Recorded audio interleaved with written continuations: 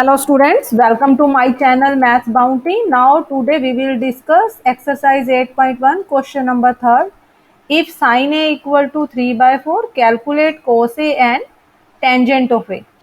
Sin A equal to 3 by 4. This is a right angle triangle. B पे 90 degree का angle है. Right angle triangle B पे है. Angle A sine A given है. यहाँ पर एंगल A गिवन है तो ये हमारे पास एंगल A है.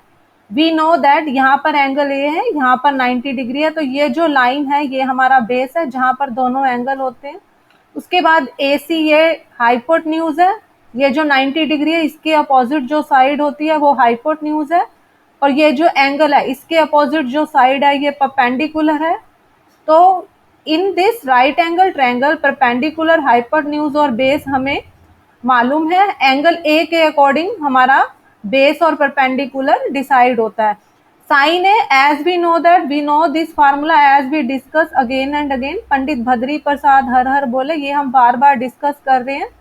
ये जो फर्स्ट रेशियो है P अपॉन H ये साइन ए के इक्वल होती है, तो ये बन जाएगा P अपॉन H. परपेंडिकुलर की वैल्यू 3 है, हाइपोटेन्यूज की वैल्यू 4 है, H की वैल्यू हम 4 लेंगे, परपेंडिकुलर की वैल्यू 3 है. हमने बेस निकालना है. बेस निकालने के लिए हम पाइथागोरस थ्योरम का यूज करेंगे. Hypotenuse square equal to perpendicular square plus base square. अब परपेंडिकुलर की वैल्यू 3 है, हम 3 लेंगे.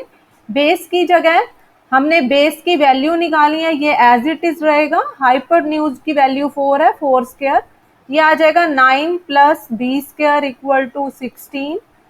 B square equal to 16 minus 9. 16 में से हम 9 माइनस करेंगे, वी विल गेट 7. बी की वैल्यू आ जाएगी 7 under the root.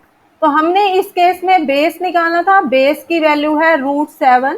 Now with the help of these values we will calculate cos A and tan of A.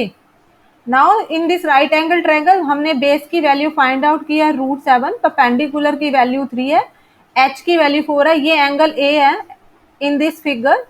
Now we have to calculate cos of A and tan of A. We know that पंडित भद्री प्रसाद हर हर बोले, ये हमें बार बार हम इसको discuss कर रहे हैं. ये जो सेकंड रेशियो है B अपॉन H ये cos के इक्वल होता है, और टेंजेंट ऑफ A ये जो थर्ड रेशियो है परपेंडिकुलर अपॉन बेस, ये जो है tan A के इक्वल होता है परपेंडिकुलर अपॉन बेस. हमें ये जो है रेशियो याद करनी पड़ती है, इस फार्मूले की हेल्प से हम याद रखते हैं. उसके बाद cos of A equal to B upon H. B और H की वैल्यू हम इस राइट एंगल ट्रायंगल से लेंगे. B की वैल्यू है √7, H की वैल्यू है 4, तो cos A की वैल्यू आ जाएगी √7/4. tan A है परपेंडिकुलर अपॉन बेस, परपेंडिकुलर की वैल्यू है 3 और बेस की वैल्यू है √7. तो हमने ये दोनों वैल्यूज फाइंड आउट करनी थी. It is our answer. Hope you understood well. Kindly like, share and subscribe my YouTube channel. Thank you. Have a nice day.